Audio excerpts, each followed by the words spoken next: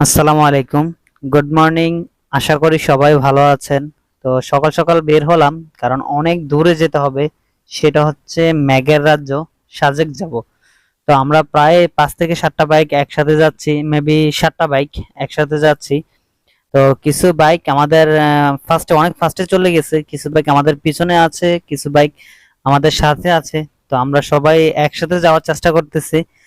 তো অনেক মজা করতেছি, সেটা ভাবলাম আপনাদের সাথে শেয়ার করি। তো দৃশ্যগুলো অমায়িক, এখানকার দৃশ্যগুলো সত্যি অমায়িক। যারা আসছেন তারা জানেন, আর যারা আসে না তারা মিস করতেছেন।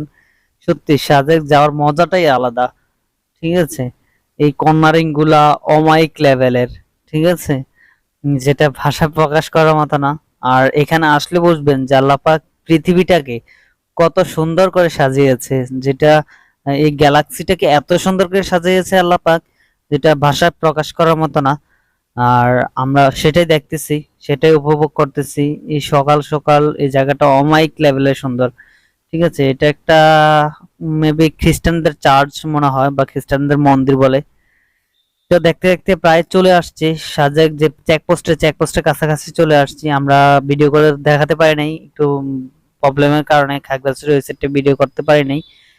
তো আমরা চেকপোস্টে চলে আসছি, এখানে একটা পিক তুললাম, ওইটা উঠে আপনাদের সাথে শেয়ার করলাম। তো আমাদের নাম এন্ট্রি করা শেষ, চেক করা শেষ। ওনারা বললো যে আমাদের যতগুলো বাইক আছে বা এখানে যতগুলো বাইকার আছে সবাই এক সারিতে দাঁড়ানোর জন্য, কারণ ওনারা একসাথে সবাইকে বলবে যে যাওয়ার জন্য, সবগুলো বাইক একসাথে যাবে। সামনে যে পুলিশ গাড়িটা, ওই গাড়িটা আমাদেরকে টহল দিয়ে নিয়ে যাবে। তো দেখতে দেখতে ফাইনালি আমরা সাজেক ভ্যালিতে চলে আসছি। তো এখন আমরা রিসোর্টে যাব, ফ্রেশ হব। ফ্রেশ হয়ে দেন আপনাদের সাথে আবার কথা বলবো। তো ফাইনালি একটু বিশ্রাম নিয়ে বাসা থেকে বের হলাম বিকালটা উপভোগ করার জন্য। তো আজকে ভিডিওটা এতটুকুই। সবাই ভালো থাকবেন, সুস্থ থাকবেন। আল্লাহ হাফেজ।